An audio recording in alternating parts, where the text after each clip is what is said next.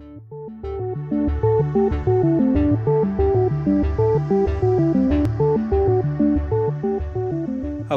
and welcome to RRI Explained, a ResBios podcast. It is the aim of the ResBios project to embed responsible research and innovation, or RRI, into 4 universities across Europe, in the hope of improving the interconnectivity between science research and society, with a particular focus on the biosciences. But what is RRI exactly? Well, hopefully we can find out together. Today we are joined by Dr. Elena Bužan from the University of Primorska. Dr. Bužan's research involves molecular ecology and wildlife conservation. She is also responsible for Work Package 4 of the ResBios project, which focuses on ethics within biosciences. Thank you for joining us today, Elena. Within the ResBios project, your position is looking at the ethics and where RRI and ethics coincide with bioscience. Could you explain a little bit more about what RRI means in relation to ethics? Like, what aspects of ethics does RRI embrace? So RRI, or Responsible Research and Innovation, is for me a vision for the society and the future society, which has to build in the fundamental ethical principles and of scientific research. So in the future, this will probably, and also now it include privacy and data protection issue, which is quite a rising issue these days, but also in all of this time, it has to take into the consideration the vulnerable groups such as children, patients, or even taking a care about the animal welfare. And of course, in the consent that they are going to be protected and not harmed. In the way that I would say the RRI, according to me, is quite important are the societal acceptability, so that the research should respond to actual societal needs and reflect the basic value of society, of course, following the European Convention of Human Rights. And in addition, to ensure increased societal relevance, it has to be also connected with the ethical acceptability of the scientific development, especially in the bioscience today, when we have this increased development in the synthetic biology and artificial intelligence. So it sounds like within bioscience especially, that ethics covers such a wide umbrella, which kind of includes maintaining research integrity, and that research is done with good faith, but also the considerations of the wider public and beyond. Is this correct, in your opinion, of how RRI and biosciences work? Yeah, I completely agree with you. I think that good ethical practice, which include, of course, a code of conduct for science and for scientists, is an important way to ensure the high quality results on one hand. So it's one part of the umbrella, and this is the other part of the umbrella is to take about the importance of ethical issue, working with the different aspect of animal welfare of some, as I said before, vulnerable group of people. So it's important also in the consideration of the scientific review processes of this kind of approach. And I think that the RRI has to guide on how to promote research integrity, and especially, as I said, in the bioscience research, when the many ethical questions has arisen recently after the new biotechnological approach, new biotechnological development come into the society, dealing with many aspects of human health and, of course, of human well-being. So is it important going into bioscience research in general? How important is it for researchers to be transparent about the work they are doing? I'm thinking how some people might think that ethical kind of considerations get in the way slightly of developing business ideas or research kind of progression in general. Do you think that is the case? Can they go hand in hand a little? Yeah, that is a really good question. First of all, if we think about science, also if we think about bioscience, we know that all the scientific process has to be based on experimental design and, of course, on objective methodology. And strategies such as RRIs can increase reproducibility and the transparency of science in the way that they protect integrity of science, even in the bioscience, by reducing conscious and unconscious bias, because we know that in many bioscience research, we come to this kind of ethical question if this is fine or is not fine regarding some ethical aspect. And on the other way, having these, I would say, tricky questions and very difficult answer to some research, researchers must describe the research in really clear, specific, and complete way, which is asked by RRI, in the way that we can obtain the scientific results in the way that they could be replicated in science, and definitely in the way that through the open science, we come to the challenge how to change even our communication with the society regarding some bioscientific experiments and regarding some bioscientific research which are now going on, for example, on cells issue, human cell issue, or some other aspect connected with the artificial intelligence. So with research, and especially within bioscience, as you say, it's quite a hot topic. Like, we talk about genetic engineering, we talk about cloning, perhaps, we talk about a lot of topics which opinions change quite rapidly on. Is it important for researchers to keep checking in with societal needs just to make sure that society is sort of like feeling that science isn't running away with these ideas and are doing things that perhaps are not widely accepted as being ethical, full stop? Or, I don't know, with consideration, do you think these sort of experiments can be run still, even if they're not kind of widely accepted as perhaps being within the public kind of mindset as being ethical, quote unquote? Yeah, this is a quite very difficult question. Even the answer can be much more difficult. So if we are taking into account that the science is a human activity and it has to relate to a different human value, it has also be capable for the ethical evaluation. So in the way of consequences, some of the research are taking has to have, and regarding also the processes in activities, and of course, which are dealing work on this kind of research, as you say, be genetic engineering, or we said today, maybe the CRISPR methodology or the gene editing, or the whole together, the synthetic biology, which we are approaching now with many ethical questions. Even though, because all of this reason, definitely ethics cannot be separate for scientific analysis. It has to take into the consideration, of course, the values of society, but conceptualization of the science has to be, and the scientific practice has to be depend of the social responsibility, which it means that from the beginning to the end, each of the scientific research has to depend on the ethical value, even though it's happened in the society which has a little bit different ethical value, and it can be a consequence to harm some of group of people if the research is getting on. So this kind of research shouldn't be taken. This is my opinion. So I suppose that's why it's so important to have these sort of ethical boards before research is conducted.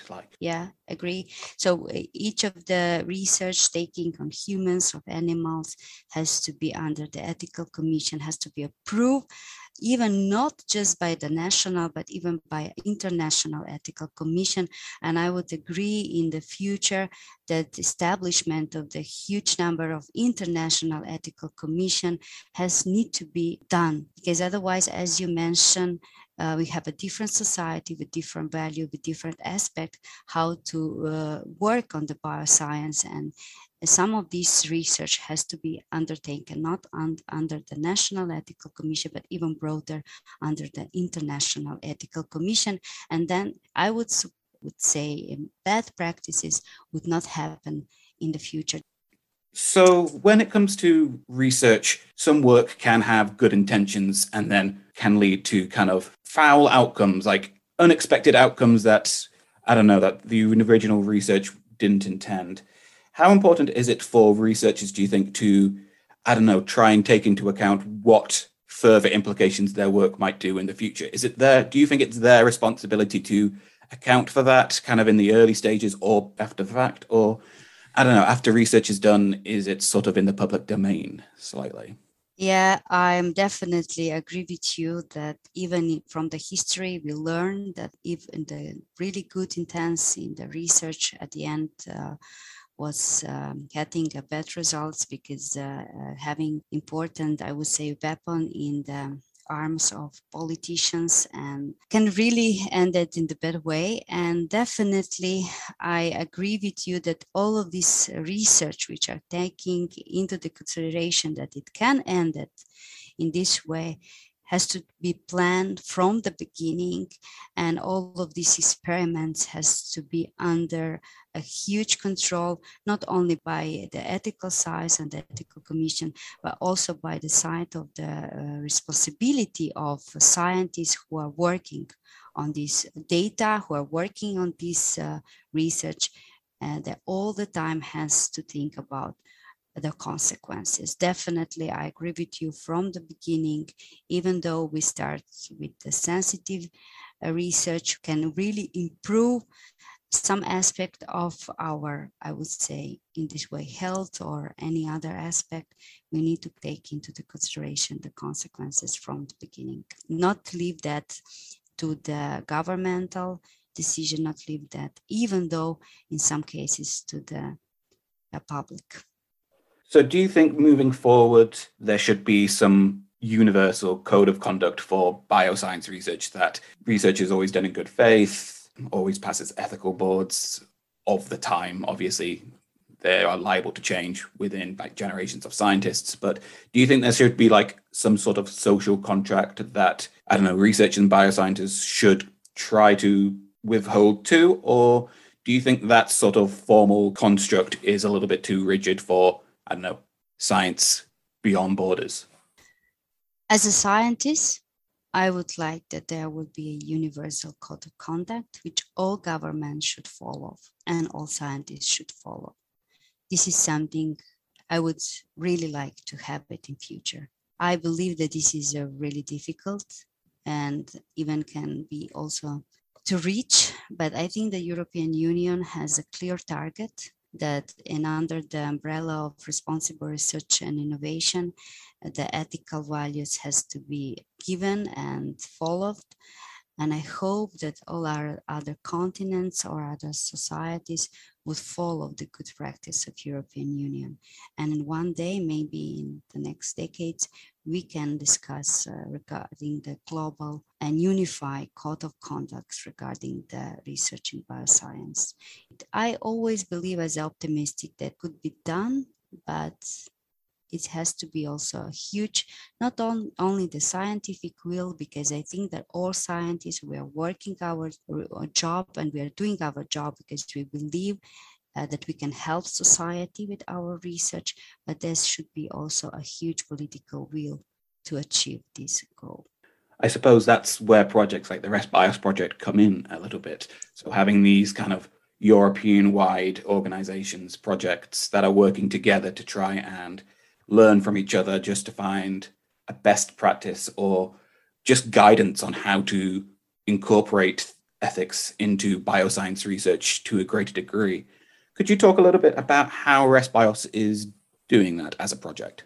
Yeah, at the ResBios, so we as responsible for the ethic, we are working with the beginner institutions. So these are the institutions which were not involved in this kind of project, and they are for the first time facing with the responsible research and innovation.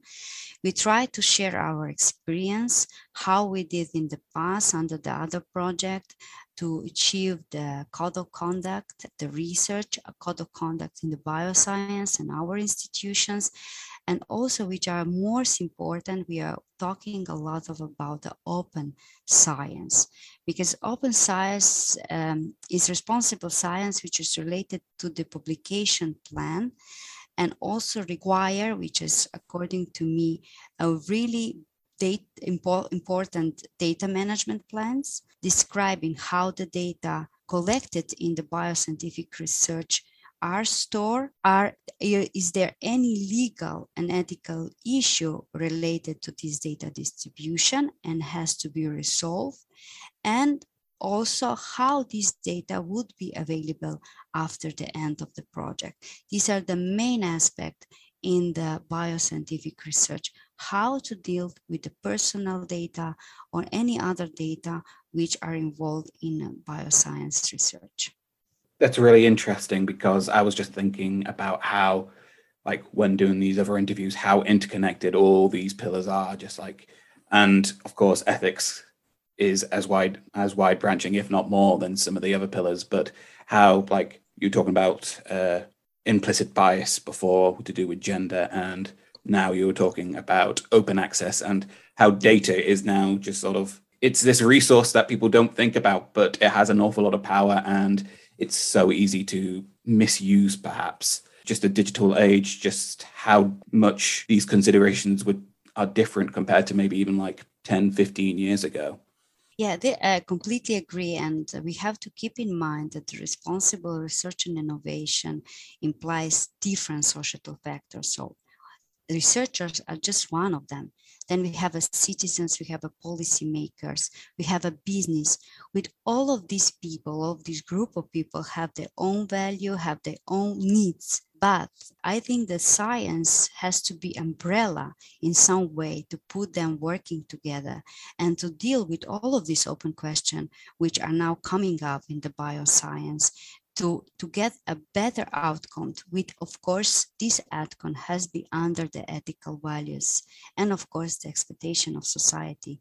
But as we mentioned before, we need to think, first of all, about the ethical values of the research, of the data collection, and then, of course, is this in accordance with the expectation of the society?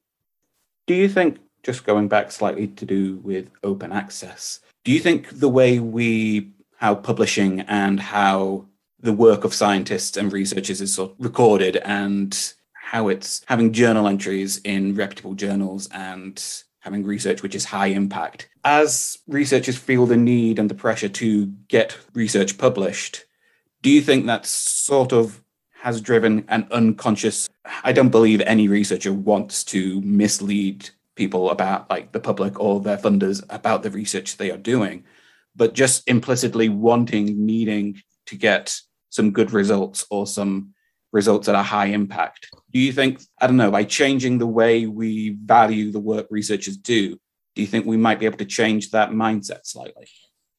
Definitely now we are facing this problem, as you said, with the predator journals. With the journals, we need to pay a fee, and a high fee, and then maybe it's less. In some kind of journals, some of the paper do not go to the review process.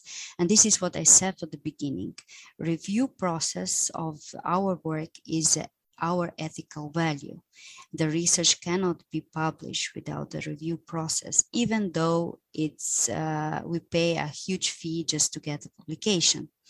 And the other way is the objective methodology. So as a scientist, we has to have this code of conduct, and one of the topic of the code of the scientific code of conduct is the objective methodology. So objective methodology which can be repeated in the same way and will give the same results. And as you said, I do not believe that the scientists really would like to publish something which has not been done in this way. But sometimes without the reviewing process, which should be mandatory for all journals, some mistakes can happen.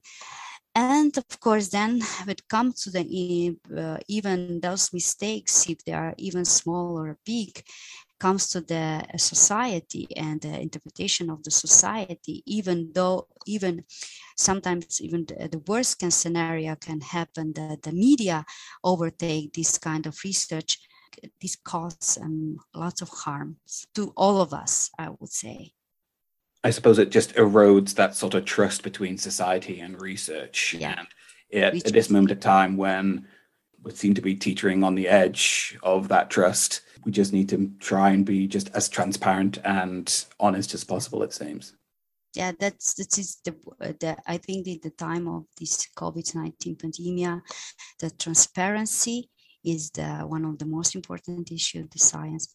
But the other one is to follow the ethical value and to publish the research which get under the review process, not to get published data, not to get published results without the review process.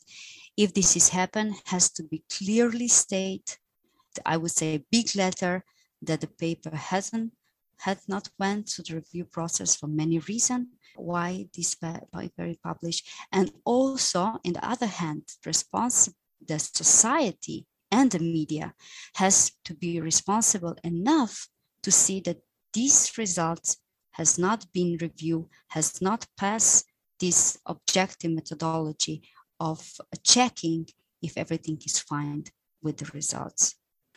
What has been the greatest challenge and what's been kind of the greatest opportunity that the ResBios project has opened up within for ethics and for your work within ResBios?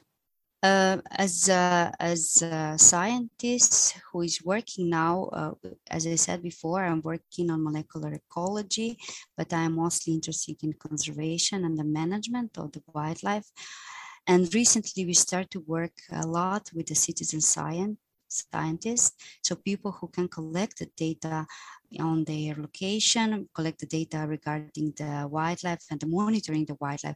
I realize how important is to follow the data protection regarding if they are collecting the data, that we need to really take care of the personal data protection. And even though how is important to share our research results with them. So if the citizens are collecting something, helping us for monitoring the wildlife, it's the most important part of us as a scientist is to be responsible and to give them a feedback that their work was valued.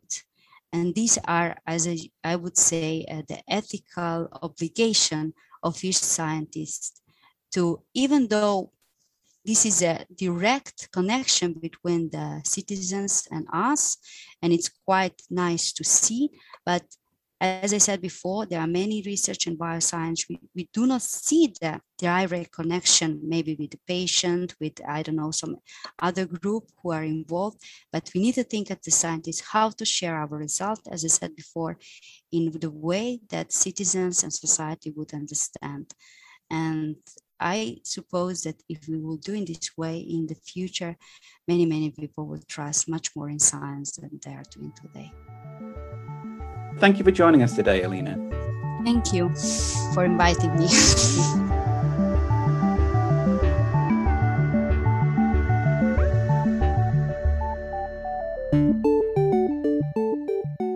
The ResBios project is funded by the EU with the grant number 872146. To learn more about the ResBios project and the other pillars of RRI, please go to resbios.eu. Thank you for joining us. See you next time.